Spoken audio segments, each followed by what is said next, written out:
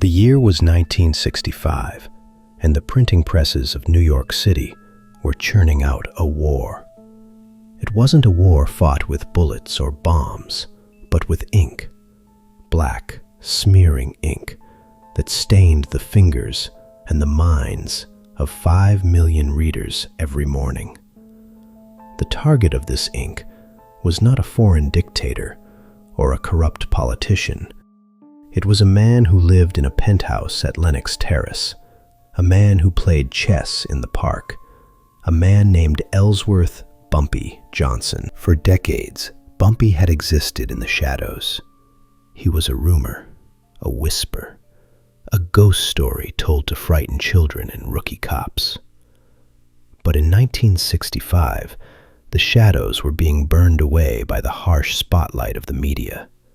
The New York Daily News, the Post, and even the High and Mighty Times had all decided that Bumpy Johnson was the public enemy number one. Bumpy sat in his study, surrounded by stacks of newspapers. The headlines screamed at him.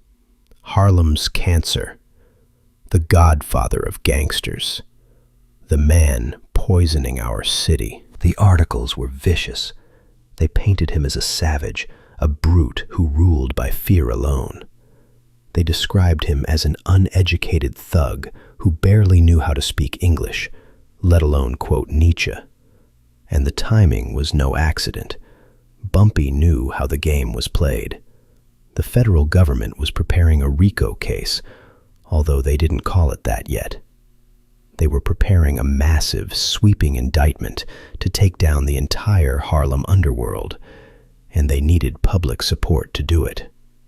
They needed the white suburbs of Long Island and Westchester to be terrified. They needed the voters to demand Bumpy's head on a platter so the FBI could swoop in and be the heroes. Bumpy picked up the Daily News. The front page featured a grainy, unflattering photo of him leaving a courthouse 10 years ago, looking angry and menacing. "They're drawing a caricature, Junie," Bumpy said, tossing the paper onto the desk. "They're drawing a monster, so the villagers will cheer when they burn the castle." Junie Bird was standing by the window, looking out at the gray Harlem skyline. He looked worried. Junie was a man who understood violence. He understood how to handle a rival gang or a snitch, but he didn't understand this. You couldn't shoot a newspaper. You couldn't intimidate a headline. "So what do we do, boss?" Junie asked. "We can't fight the press. Ink is cheaper than bullets." "We don't fight them," Bumpy said. He stood up and walked to the mirror. He adjusted his tie. He looked at his own reflection. The gray hair, the sharp, intelligent eyes, the suit that cost more than most men made in a year. "We change the channel." "What does that mean?" "It means," Bumpy said, turning to face his oldest friend, "that white America is afraid of the monster they read about. They are afraid of the thug in the newspaper. So, we are going to introduce them to the man. We are going to walk into their living rooms, sit down on their sofas, and show them that the monster plays chess." "You want to do an interview?" Junie asked, skeptical. "With who? The Amsterdam News?" "No," Bumpy said. "The Amsterdam News already knows who I am. I need to reach the people who lock their car doors when they drive past 110th Street. I need to reach the housewives in Scarsdale and the bankers in Connecticut." Bumpy picked up the phone. He dialed a number he had memorized. A private line to a high-powered entertainment lawyer in Midtown. "Get me Preston Hayes," Bumpy said into the receiver. Junie's jaw dropped. The Preston Hayes Show was the highest-rated talk show in America. It aired live every Friday night from Rockefeller Center. Preston Hayes was America's sweetheart, a handsome, charming, white-bread host with a winning smile and a penchant for softball questions to movie stars and hardball questions to politicians. He was the gatekeeper of American culture. If Preston Hayes liked you, America liked you. If Preston Hayes thought you were a villain, you were finished. Bumpy, you can't be serious, Junie whispered as Bumpy negotiated on the phone. That's the Lion's Den. That's a live broadcast. They'll tear you apart. They'll try to humiliate you. Bumpy hung up the phone. He smiled. It was the smile of a predator who had just spotted a gap in the fence. They will try, Bumpy said. They will invite me on because they think it will be a spectacle. They think they're going to put King Kong on stage and poke him with sticks until he roars. They want ratings. They want to show the world the savage. Bumpy walked over to his bookshelf. He pulled out a volume of Shakespeare. But they forgot one thing, Junie, Bumpy said. King Kong didn't know how to talk. I do. The deal was struck within 24 hours. The producers of the Preston Hayes show were salivating. An exclusive live interview with the notorious Bumpy Johnson. It was television gold. They imagined the tension, the danger. They imagined Preston Hayes, the righteous defender of American values, dressing down the Harlem gangster on live TV. They promoted it heavily. The face of crime, the commercials promised. This Friday, live. The week leading up to the broadcast was a masterclass in preparation. Bumpy didn't prepare like a gangster. He prepared like a politician. He studied tapes of the show. He analyzed Preston Hayes' rhythm, how he interrupted guests, how he used humor to disarm them, how he pivoted to gotcha questions when the guest was relaxed. Bumpy spent hours in front of the mirror. He practiced his smile, not the cold, terrifying smile he gave to rivals, but a warm, grandfatherly smile. He practiced his posture. He decided on his wardrobe with the precision of a general outfitting an army. No flash, Bumpy told his tailor. I don't want to look like a pimp. I don't want to look like a gambler. I want to look like a banker. I want to look like a man who donates to the opera. He chose a navy blue suit, worsted wool, single-breasted, a white shirt, starched but not stiff, a tie of muted burgundy, patriotic, serious, but with a touch of warmth. He chose rimless glasses that made him look intellectual, almost scholarly. Mamie was terrified. On the morning of the broadcast, she sat at the kitchen table, her hands shaking as she held her coffee cup. Ellsworth, please, she whispered. Don't do this. You're walking into a trap. They want to destroy you.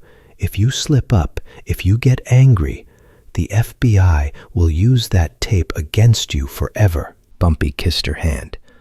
I won't get angry, Mamie. Anger is a loss of control. Tonight, I am going to be the most controlled man in New York City. I am going to kill them with kindness. I am going to charm the skin off the snake. Friday night arrived. The city was buzzing. In Harlem, every television set was tuned to Channel 4. In the bars, the pool halls, the living rooms, everyone was waiting. They were scared for him. They were proud of him. They were holding their breath. Downtown, the mood was different. The studio audience at Rockefeller Center was packed. It was an all-white audience, tourists from the Midwest, businessmen, suburban couples. They were there to see the freak show. They were there to see the bad man. Bumpy's motorcade arrived at the employee entrance of 30 Rockefeller Plaza at 7 p.m. It wasn't a convoy of Cadillacs. It was a single, modest Lincoln town car. Bumpy got out alone. He didn't bring bodyguards. He didn't bring Junie. He wanted to project total innocence. A man who needs bodyguards has enemies. A philanthropist has friends. He was met by a nervous production assistant, a young woman with a clipboard who looked like she expected Bumpy to pull a machine gun out of his pocket. Mr. Johnson, she stammered. "Right this way." Bumpy smiled at her. He tipped his hat. "Good evening, miss. That is a lovely dress. It matches your eyes." The girl blinked. She blushed. "Oh, thank you." "Lead the way," Bumpy said softly. He walked through the hallways of NBC. He saw the technicians staring at him. He saw the whispers. He saw the security guards with their hands resting on their holsters. He walked with his head high, his cane tapping rhythmically on the linoleum. Click, click, click. They brought him to the green room. It was a small, opulent waiting area with a bowl of fruit and a bottle of water. Bumpy sat down. He didn't eat the fruit. He didn't drink the water. He simply sat, crossed his legs. Quick announcement before we get back to the story. There are 5 Bumpy stories I literally can't tell you on YouTube. I tried, but they are too raw for this platform and get removed whenever I upload them. I'm talking about controversial stories like The Priest's Confession and The Whisperer. If you want the full, uncensored truth, I put them all in a private package. Click the link in the pinned comment to get them right now to support the channel. Or, if you're on TV, just scan this QR code with your phone camera, and it'll bring you to our website. Now, let's get back to it. And waited. 5 minutes before airtime, the door opened. Preston Hayes walked in. The host was taller than he looked on TV. He had a perfect tan, perfect teeth, and eyes that were as cold as a shark's. He was wearing a tuxedo. He looked at Bumpy, not with fear, but with disdain. "Mr. Johnson," Hayes said, not offering his hand. "Mr. Hayes," Bumpy replied, standing up out of politeness. "It is an honor to be invited." Hayes let out a short, derisive laugh. "Let's get one thing straight. You aren't here because we honor you. You're here because you're news. I'm going to ask you hard questions tonight. I'm going to ask you about the drugs. I'm going to ask you about the bodies. Don't expect a puff piece." Bumpy's expression didn't change. He kept the pleasant, grandfatherly smile plastered on his face. "I expect nothing less than the truth, Mr. Hayes," Bumpy said. "The truth is the only thing that sets us free, isn't it?" Hayes narrowed his eyes. He had expected Bumpy to be defensive. He had expected threats. Instead, he got a Sunday school platitude. "Just don't swear," Hayes snapped. "We're live. You curse, we cut the mic." "I never use profanity," Bumpy said. "It is the crutch of an inarticulate mind." Hayes stared at him for a second longer, trying to find a crack in the armor. He couldn't find one. He spun on his heel and left the room. "1 minute to air," the stage manager shouted. Bumpy was led to the wings of the stage. He could hear the band playing the upbeat, brassy theme song. He could hear the applause of the audience, warm, enthusiastic applause for their hero, Preston Hayes. "Good evening, America," Hayes's voice boomed over the monitors. "We have a very special, very controversial show for you tonight. My guest is a man whose name has been in the headlines for all the wrong reasons. The newspapers call him the Godfather of Harlem. The police call him a menace. Tonight, we are going to find out who he really is. Ladies and gentlemen, Ellsworth Bumpy Johnson." The applause died instantly. There was silence. Usually when a guest walked out, the applause sign flashed and the audience cheered. Tonight, the sign stayed dark. The audience sat on their hands. It was a wall of cold, judgmental silence. Bumpy walked out from behind the curtain. He walked slowly. He didn't swagger. He didn't look aggressive. He walked with a slight limp, leaning on his cane, looking every bit the aging, dignified statesman. He stopped in the center of the stage. He looked at the hostile audience, and then he did something unexpected. He bowed. It was a small, humble bow, a gesture of respect. Then he smiled, a genuine, warm smile that crinkled the corners of his eyes. He waved to the balcony. "Good evening," Bumpy mouthed, though he had no microphone yet. He walked to the chair opposite Hayes's desk. He sat down. He crossed his legs. He folded his hands in his lap. He looked like a man waiting for a bus, completely unbothered by the fact that 300 people in the room and 20 million people at home were judging him. Hayes sat behind his desk, leaning forward like a prosecutor. He held a stack of index cards. He waited for the red light on camera 1 to steady.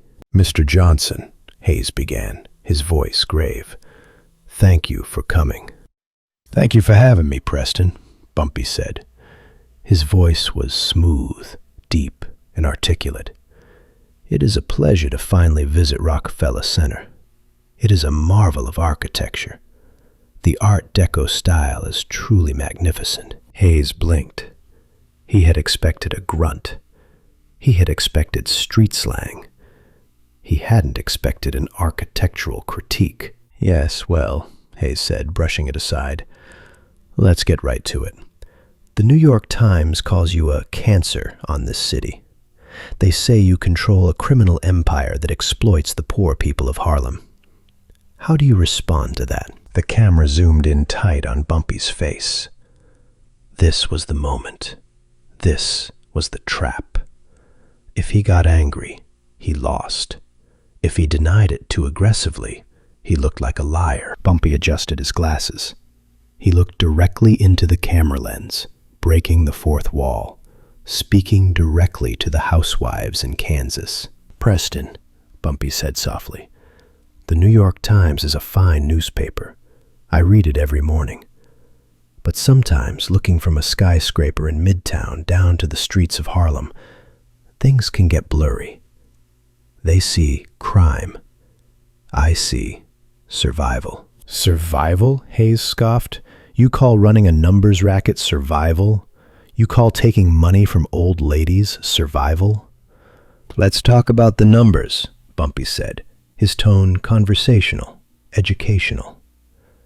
"In your world, Preston, if you want a loan to start a business, or to fix your roof, or to bury your mother, you go to a bank. You shake the manager's hand. He gives you a loan at 5%. Bumpy leaned forward. "In Harlem, the banks don't let us in the front door. They redline our neighborhoods.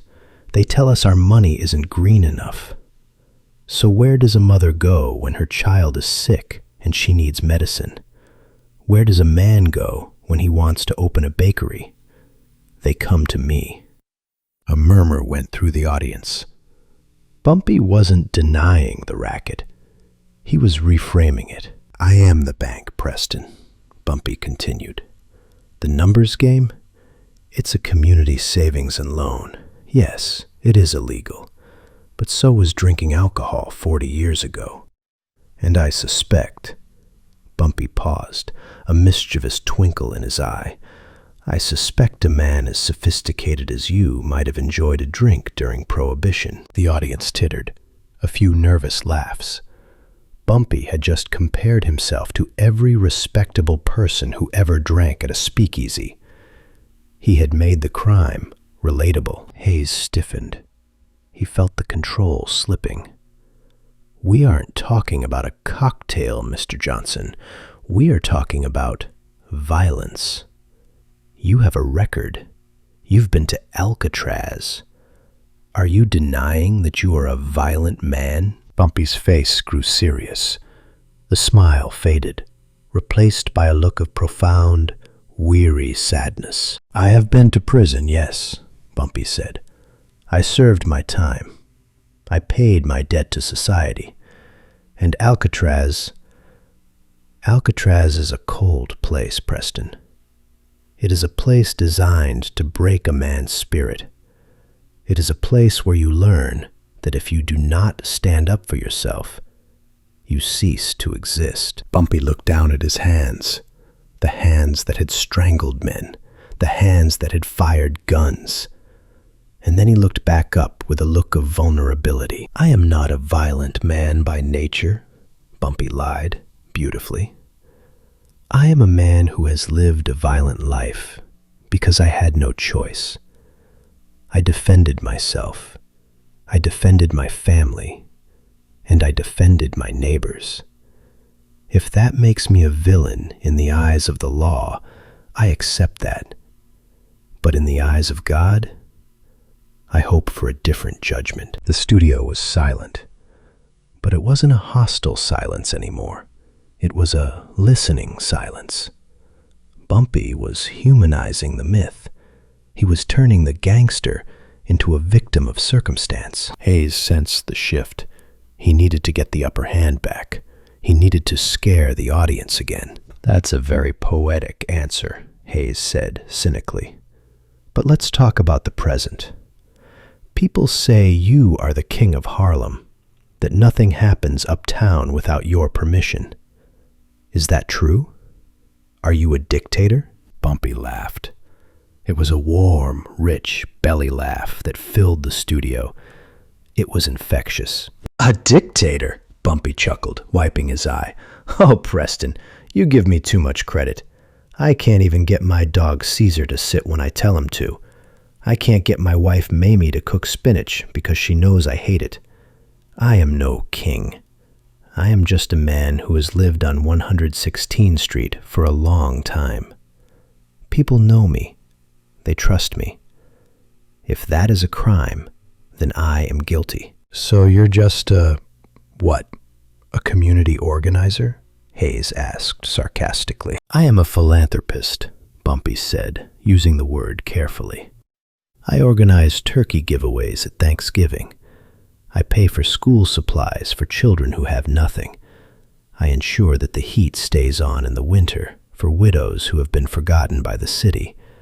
I try to fill the cracks that society has left behind. And the money for these turkeys? Hayes pressed. It comes from gambling.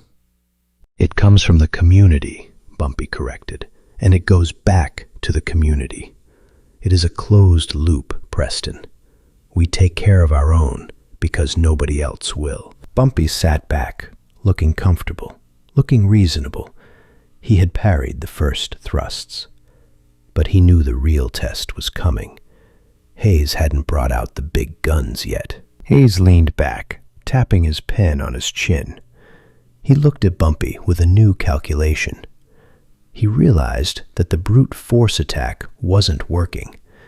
He needed to be smarter. You speak very well, Mr. Johnson, Hayes said. You quote Shakespeare. You talk about economics. Where did an uneducated thug, as the papers call you, learn all this? I read, Bumpy said.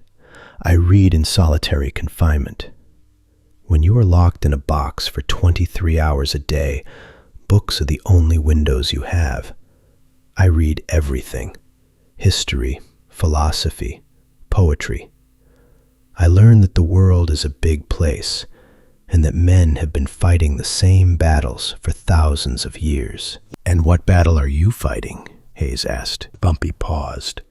He looked at the camera again. I am fighting for dignity, Bumpy said. I am fighting for the right to walk down the street with my head up. I am fighting so that the little boys in Harlem don't have to grow up thinking they are less than anyone else just because of the color of their skin. A scattered applause broke out in the back of the room. It was tentative, but it was there. Bumpy had touched the third rail, race. But he had done it with such elegance that even the white audience felt the pull of it. Hayes looked at his producer off camera. The producer gave him a signal to keep going. The ratings were likely through the roof. We have to take a commercial break, Hayes said. But when we come back, I want to ask you about the rumors, the bodies, the disappearances. Don't go away. The lights dimmed. The band played. Bumpy stayed in his chair. A makeup girl rushed out to powder Hayes's nose. She hesitated near Bumpy, then leaned in. "Mr. Johnson?" she whispered. "Yes, my dear." "My grandmother lives on 118th Street, she said quickly. "She told me you paid her rent last winter when she was sick. She prays for you." Bumpy smiled. "You tell your grandmother I said hello." The girl scurried away. Bumpy looked over at Hayes, who was furiously scribbling notes, looking angry. Hayes realized he was losing the room. He realized that the monster was charming the villagers. Bumpy checked his watch. Part 1 of the plan was complete. He had established the persona.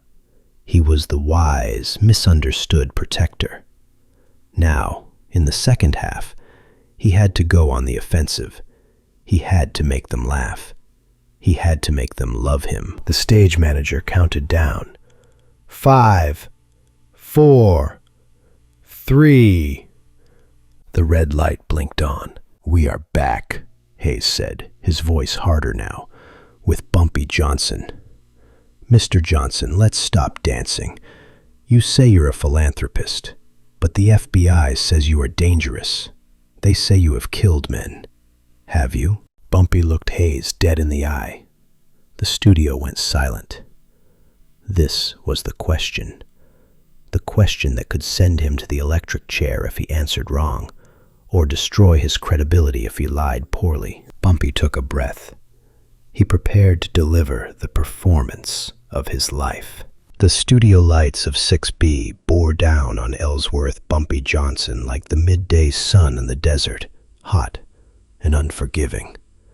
The silence that filled the room after Preston Hayes asked his question. "The FBI says you are dangerous. They say you have killed men. Have you?" was heavy enough to crush a lesser man. It was the kind of silence that usually preceded a confession or a breakdown. The audience leaned forward in their seats, 300 pairs of eyes fixed on the man in the navy blue suit. In 20 million living rooms across America, families stopped chewing their dinners. This was the trap. This was the moment Preston Hayes had built the entire hour around. If Bumpy said no, he was a liar, and Hayes would pull out a police file to prove it. If Bumpy said yes, he was a monster, and the handcuffs would be waiting in the lobby. Bumpy didn't blink. He didn't look away. He adjusted the cuff of his shirt, a slow, deliberate movement that drew the eye. He looked at Hayes with an expression that wasn't fearful, but almost disappointed, as if the question was beneath the intelligence of the conversation. "Preston," Bumpy said, his voice dropping an octave, forcing the audience to strain to hear him, pulling them into his confidence. "That is a question that requires a definition of terms." Hayes smirked, sensing blood. "It's a simple question, Mr. Johnson. Is it true? Have you taken a human life?" Bumpy took off his glasses. He pulled a silk handkerchief from his pocket and began to clean them. It was a stalling tactic, yes, but it was also a power move. It said, "I am on my time, not yours." "Let me ask you a question, Preston," Bumpy said softly. "When a soldier goes to war, when he lands on the beach at Normandy or trudges through the snow in Korea, and a man charges him with a bayonet, does that soldier commit murder?" Hayes frowned. "That's different. That's war. That's serving your country." "Is it?" Bumpy asked, putting his glasses back on. "Or is it simply the act of staying alive in a place where the rules of civilization have been suspended?" Bumpy turned to the audience. He made eye contact with a man in the front row, a middle-aged white man in a gray suit who looked like a banker. "I live in Harlem," Bumpy said, his voice taking on the cadence of a preacher. "I love Harlem. It is the cultural jewel of this country. But let us be honest with each other tonight. There are streets in my neighborhood where the police do not go. There are corners where the law is not written in a book, but on the pavement. I grew up in a world where, if you were weak, you were eaten. If you were slow, you were trampled. Bumpy turned back to Hayes. You asked if I have killed men. I will answer you this way. I have survived men who tried to kill me. I have defended my home. I have defended my family. If a man comes for my life with a knife in his hand, I do not wait for a judge to tell me I have the right to breathe. I take that right for myself. The studio was dead quiet. Bumpy hadn't confessed, but he hadn't lied. He had reframed the narrative. He wasn't a murderer. He was a survivor.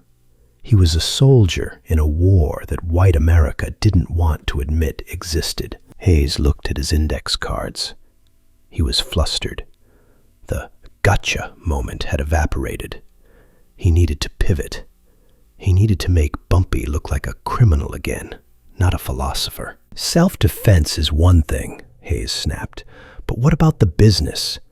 You compared your numbers game to a bank. That's a cute analogy, Mr. Johnson, but banks are legal. Banks pay taxes. Banks don't break legs when people don't pay. Bumpy laughed again. It was that same warm, disarming chuckle. Oh, Preston, you have clearly never been late on a mortgage payment. The audience roared. It was a genuine laugh. Bumpy had tapped into a universal truth. Everyone hated their bank. In one sentence, he had aligned himself with the working man against the institution. Touché, Hayes said, forcing a tight smile. But the point remains. You operate outside the law. I operate where the law fails, Bumpy corrected. You talk about taxes? I would love to pay taxes. I would love to walk into the IRS office and declare every dime. But the government, they don't want my money.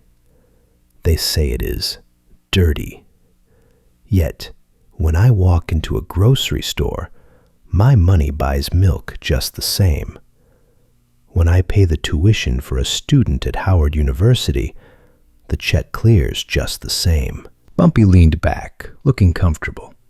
You see, Preston, America is a country built on capitalism, supply and demand. My people, they want a dream. They want to bet a nickel and win $600. It gives them hope for the week. Who am I to deny them that hope? And how is it different from the men on Wall Street? Bumpy pointed a finger at the camera. You have men downtown who bet on the price of wheat. They bet on whether a farmer in Iowa will have a bad harvest. They bet on failure. My people? They bet on numbers. They bet on birthdays. They bet on dreams. I ask you, which gamble is more moral? Hayes was sweating now. He could feel the heat of the lights. He could feel the control of the interview slipping through his fingers like sand. He looked at the audience. They weren't looking at him with admiration anymore. They were looking at Bumpy. They were nodding. Hayes decided to change tactics. If he couldn't get Bumpy on violence, and he couldn't get him on economics, he would get him on character. He would make him look small. Let's talk about your lifestyle, Mr. Johnson, Hayes said, curling his lip. You talk about helping the poor, but you live in a penthouse. You wear Italian suits. You drive a Cadillac. Isn't that hypocritical? You're getting rich off the nickels and dimes of the very people you claim to protect. This was a dangerous question. It attacked Bumpy's integrity. It painted him as a parasite. Bumpy didn't get angry. He looked down at his suit. He smoothed the fabric of his lapel. You like this suit, Preston? Bumpy asked. It's a nice suit, Hayes stammered. It was made by a tailor on 125th Street, Bumpy said. A man named Mr. Giovanni. He's an Italian immigrant, came here with nothing. He works 16 hours a day. I pay him double what he asks because I want him to stay in Harlem. I want him to feed his children. Bumpy pointed to his shoes. These shoes? bought from a cobbler on Lenox Avenue. My car? Serviced by a mechanic on 110th. Every dollar I spend, Preston, stays in my neighborhood. I am the economy of Harlem. Bumpy leaned forward, his eyes locking onto Hayes. You ask why I live well? I live well because I am a king, and a king must look the part. If I walked around in rags, my people would lose hope. They need to see that a black man can wear a suit. They need to see that a black man can sit in a penthouse.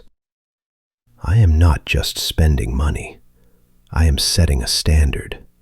I am showing them what is possible. The applause started in the back again, louder this time. A few people clapped in the front row. Bumpy was winning them over. He was turning his extravagance into a symbol of racial pride. Hayes was losing his cool.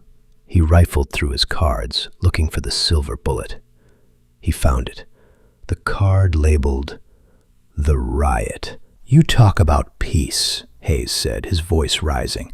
But last year, 1964, Harlem burned. There were riots, stores looted, cars overturned. Where was the king then? Where was the order you claimed to provide? The police say you instigated it. They say you fanned the flames. The studio went quiet again. The memory of the riots was fresh. It was a sore spot for white New Yorkers. They remembered the images on the news, the fire, the anger. Bumpy's face hardened. The grandfatherly warmth evaporated, replaced by the cold, hard granite of the street. I did not start the fire, Preston, Bumpy said. The fire started when a 15-year-old boy named James Powell was shot dead by a police lieutenant opposite a junior high school. An unarmed boy, killed for nothing. Bumpy's voice was low, vibrating with suppressed rage. You want to know where I was? I was in the street. I was standing between the police tanks and the children throwing rocks. I was the one pulling men out of the line of fire. I was the one telling them to go home, to live to fight another day. Bumpy stood up. It was a breach of protocol. The cameras scrambled to follow him. He walked to the edge of the stage, closer to the audience. You blame the fire, Bumpy said to the crowd, but you never blame the match. You ask me why Harlem burned? It burned because it is a pressure cooker. You seal the lid tight. You cut off the jobs. You cut off the hope. And then you turn up the heat with police batons. And when it explodes, you blame the soup. Bumpy turned back to Hayes. I didn't fan the flames, Preston. I got burned trying to put them out. But you wouldn't know that, because your cameras only come uptown when there is smoke. You never come when the sun is shining. The audience was stunned. Bumpy wasn't just defending himself. He was indicting them. He was shaming the media for their selective blindness. Hayes was pale. He looked at the producer. The producer was making a stretch motion. They were eating up time, but Hayes was dying out there. He needed a win. He needed a knockout. Sit down, Mr. Johnson, Hayes said weakly. Bumpy sat. He crossed his legs again. He looked calm. He looked victorious. We have a surprise for you, Hayes said, trying to regain his footing. A cruel smile touched his lips. We did some digging, Mr. Johnson. We found someone from your past, someone who knows the real Bumpy Johnson. Ladies and gentlemen, please welcome Mr. Arthur Flegenheimer. Bumpy's eyes narrowed. Flegenheimer. That was the real name of Dutch Schultz. But Dutch was dead. Bumpy had outlived him by 30 years. Who was this? A curtain opened. An old man walked out. He was frail, shaking, leaning on a walker. He looked like a ghost. Bumpy squinted. He recognized him. It was Weasel.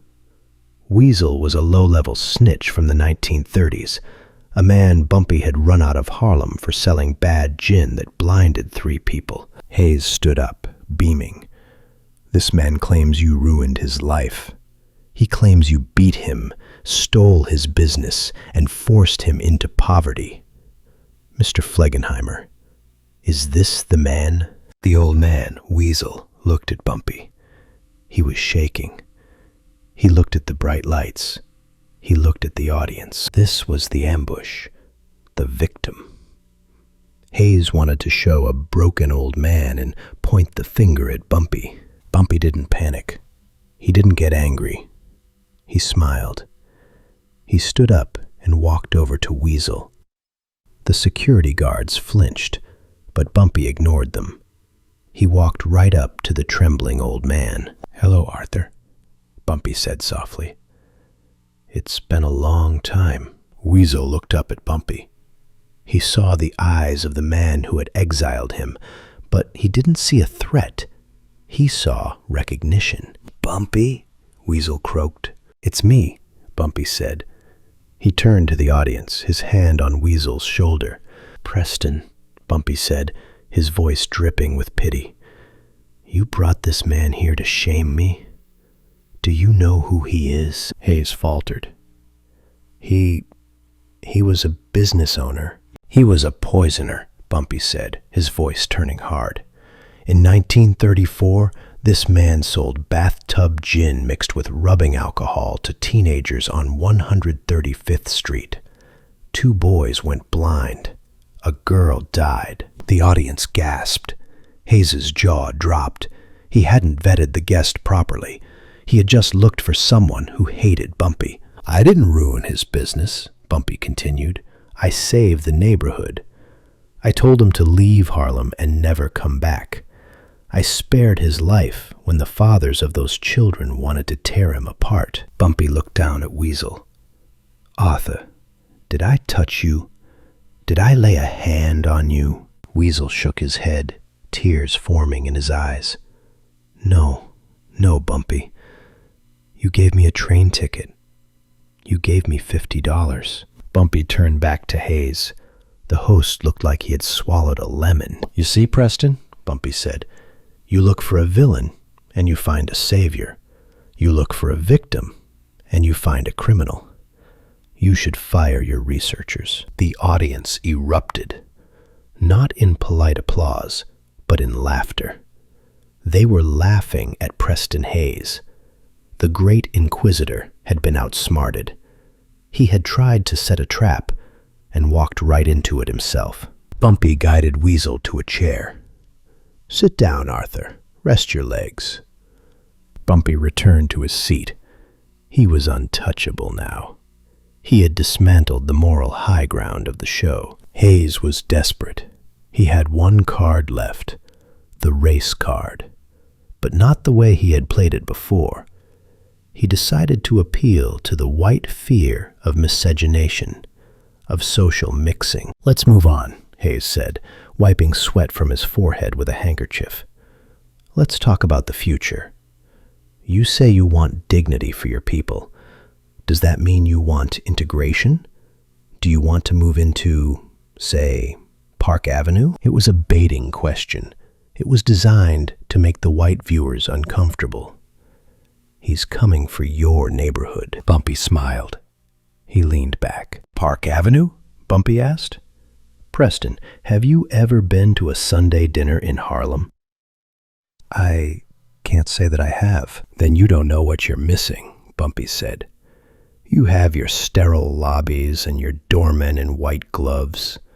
You have your silence. In Harlem, we have jazz spilling out of the windows.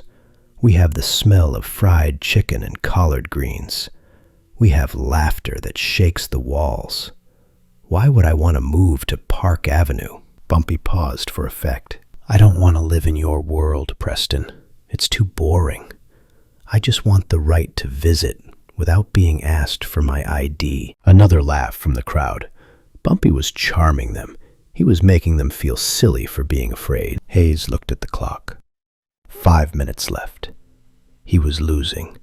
He was losing badly. He decided to throw a Hail Mary. He decided to bring up the one thing that no one talked about: the corruption, the police payoffs. "Mr. Johnson," Hayes said, his voice dropping to a conspiratorial whisper, "we have sources inside the NYPD who say you are protected. They say you have half the precinct on your payroll. Is that why you aren't in jail? Are you bribing the police?" This was the nuclear option. If Bumpy admitted it, he implicated the cops. If he denied it, he looked like a liar. Bumpy looked at the camera.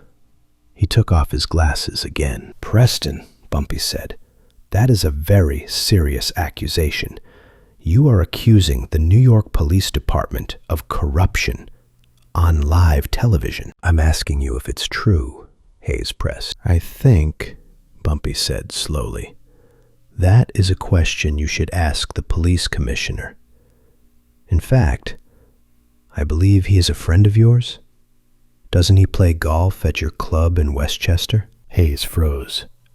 How did Bumpy know that? "I seem to recall seeing a photo," Bumpy said, his eyes twinkling. "You and Commissioner Murphy at the Winged Foot Golf Club last Sunday. You looked very cozy." Bumpy let the implication hang there.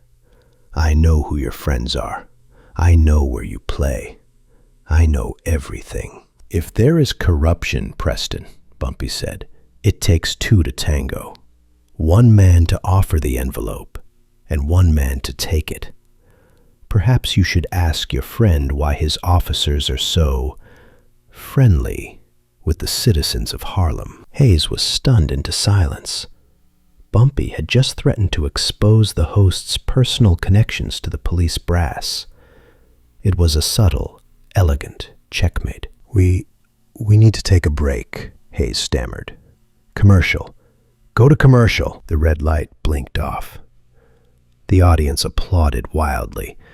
They were cheering for Bumpy. During the break, Hayes didn't look at Bumpy. He drank a glass of water, his hand shaking. The producer ran out, whispering frantically in Hayes's ear. "They love him," the producer hissed. "The switchboard is lighting up. They say he's charming. They say he's funny. Keep him talking. Forget the attack. Just let him talk." Hayes looked at Bumpy. Bumpy was cleaning his glasses again, humming a soft tune. "You're good," Hayes whispered, leaning across the desk. "I'll give you that. You're good." "I'm not good, Preston," Bumpy whispered back, his eyes cold as ice. "I'm just better than you." The stage manager counted down. "Back in 5, 4. Hayes put on a fake smile. He realized he had to change strategies. If he couldn't beat Bumpy, he had to join him. He had to pretend they were friends. "Welcome back," Hayes said, his voice forced and bright. "We are having a fascinating conversation with Mr. Bumpy Johnson. You know, Bumpy. Can I call you Bumpy?" "You can call me Ellsworth," Bumpy said. "Ellsworth, you have a fascinating perspective. Tell me, what is your vision for the future of this city? If you could wave a magic wand, what would New York look like?" Bumpy sat back. He had won the war. Now, he just had to negotiate the peace treaty. "My vision?" Bumpy mused. "I see a city where a man is judged by the content of his character, not the zip code he lives in. I see a city where the police protect everyone, not just the people with property. And I see a city," Bumpy looked directly at Hayes, "where a man can go on television and tell the truth without being treated like a monster." The audience broke into spontaneous applause. Bumpy stood up. He extended his hand to Hayes. Hayes hesitated. He knew that shaking that hand was a surrender. It was a validation of everything Bumpy stood for. But on live TV, with the audience cheering, he had no choice. Hayes stood up. He shook Bumpy's hand. "Thank you for coming, Ellsworth," Hayes said through gritted teeth. "The pleasure was mine," Bumpy said. He turned to the audience. He bowed again. He waved. And then Bumpy Johnson walked off the stage. He didn't run. He didn't hurry. He walked with the slow, rhythmic tap of his cane. Click, click, click. He walked past the cameras, past the stunned technicians, and back into the shadows of the wings. Junie Bird was waiting for him by the exit door. Junie was grinning so hard, his face looked like it might crack. "Boss," Junie whispered, "you did it. You damn well did it. You had them eating out of your hand." Bumpy wiped the sweat from his forehead. The smile vanished. The mask dropped. He looked tired. "Get the car, Junie," Bumpy said. "Let's go home. I need a drink." "Did you hear the applause?" Junie asked, opening the door to the alley where the Lincoln was waiting.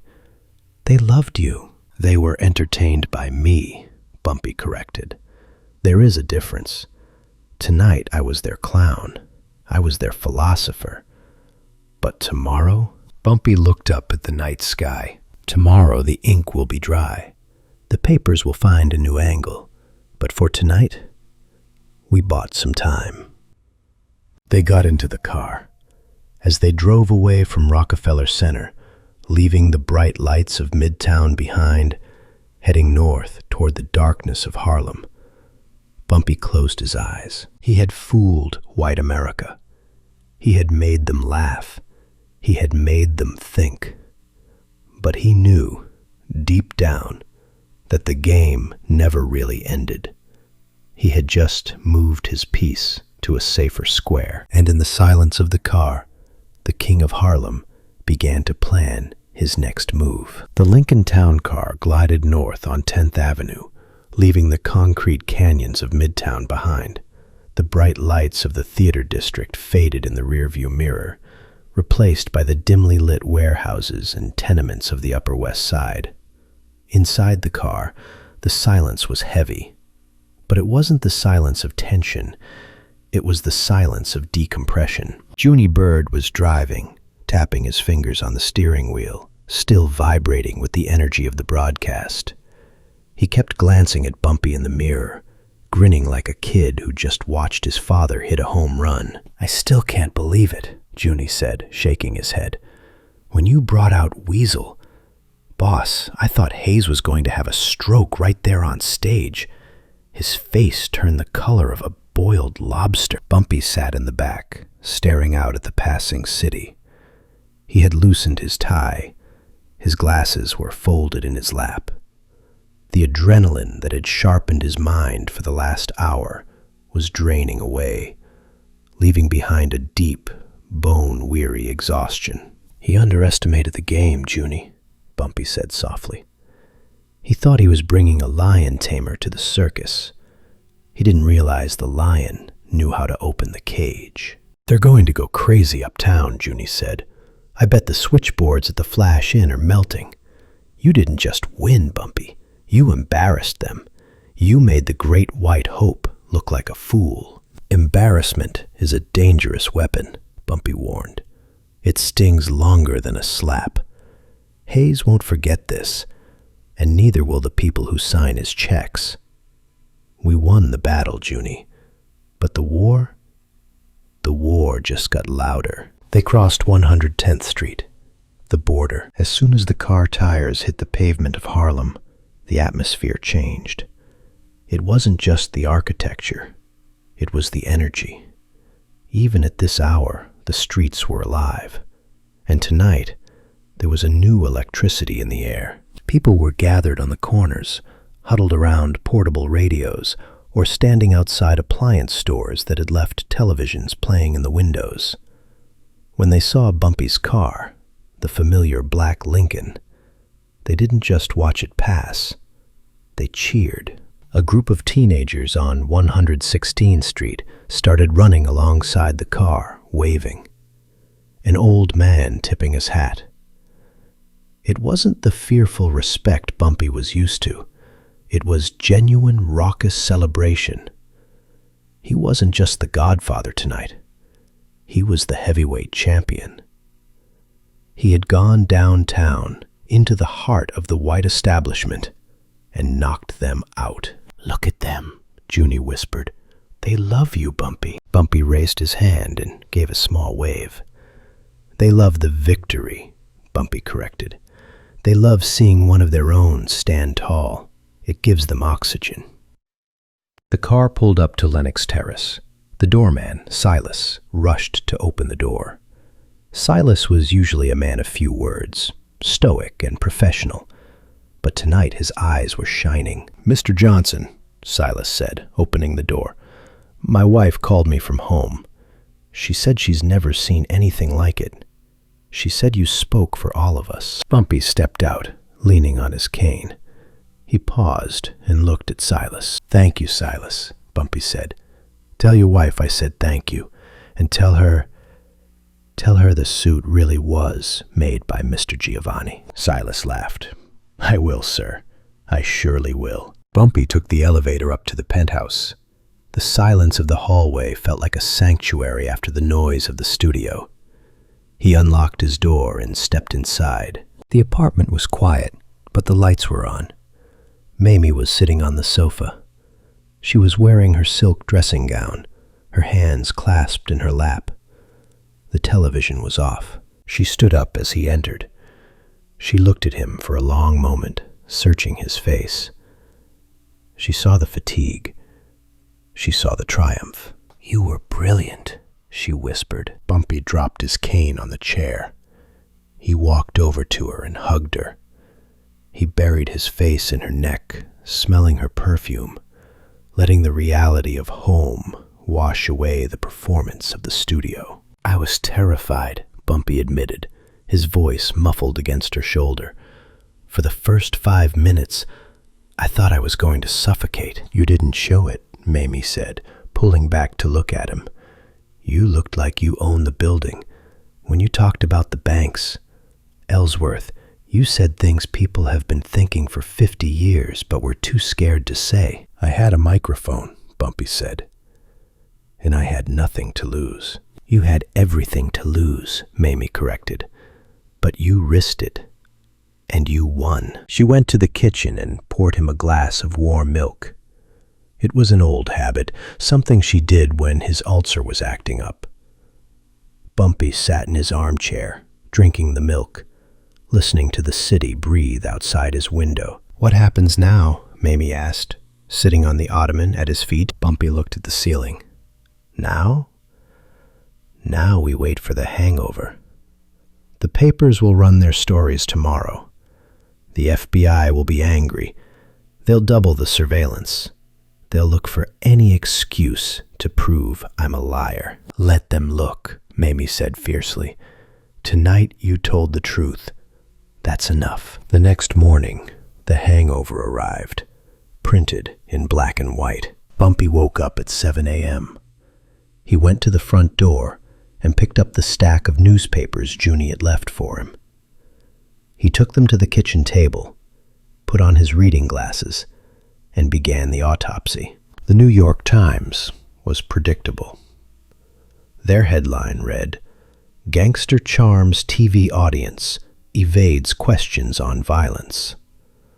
The article was cynical, analyzing Bumpy's rhetoric, calling it a masterful deflection, and warning readers not to be seduced by the myth of the benevolent criminal. The Daily News was more sensational. "Bumpy bumps back," the headline screamed.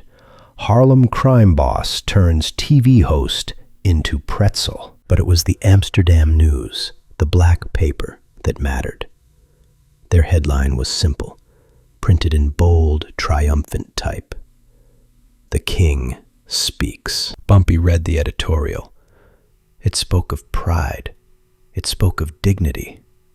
It called the interview a watershed moment, where the narrative of Harlem was finally reclaimed from the outsiders. Bumpy folded the paper.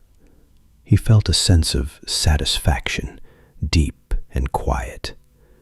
He knew the white papers would never accept him. He didn't care.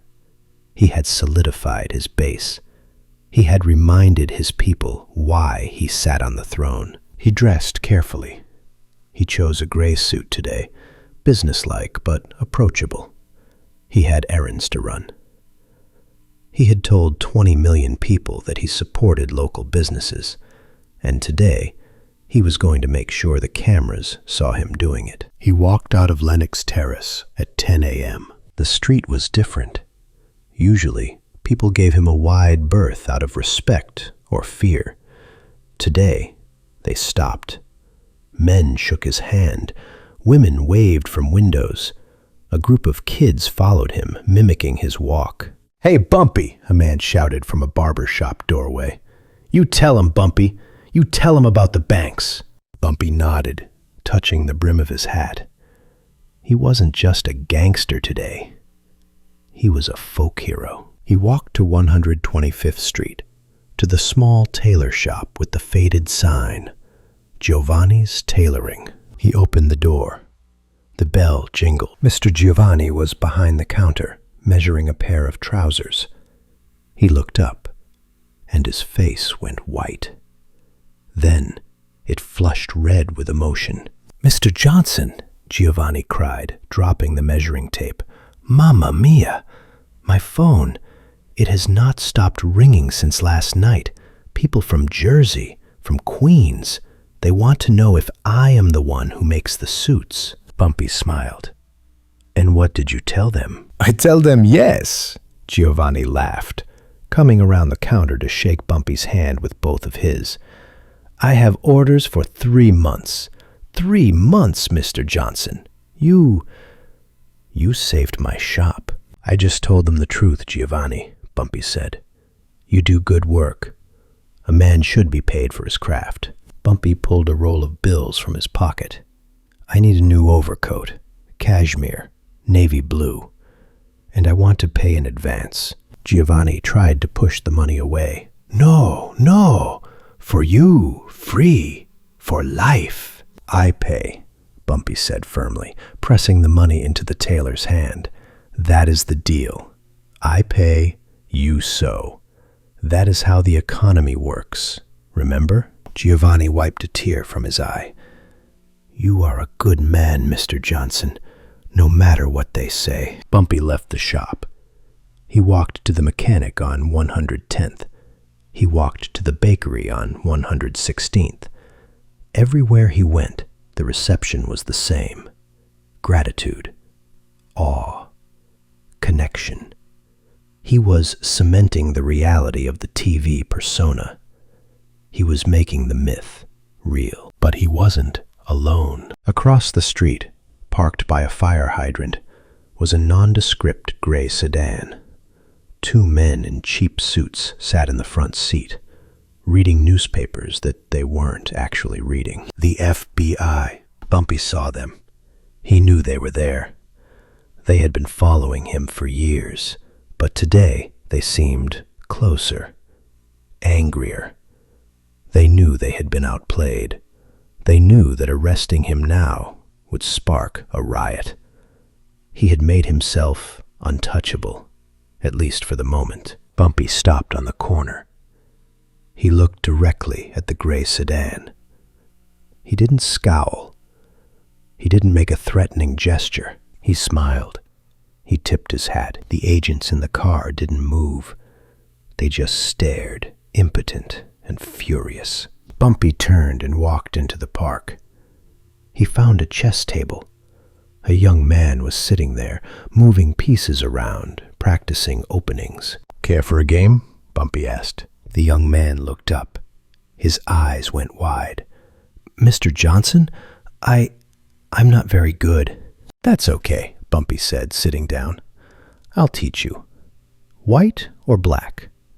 "Black," the young man said. "Good choice," Bumpy said. "Always bet on black." They played.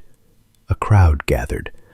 They watched in silence as Bumpy moved his pieces with the same deliberate, thoughtful precision he used to move the city. He wasn't playing aggressive chess today. He was playing teaching chess. He pointed out mistakes.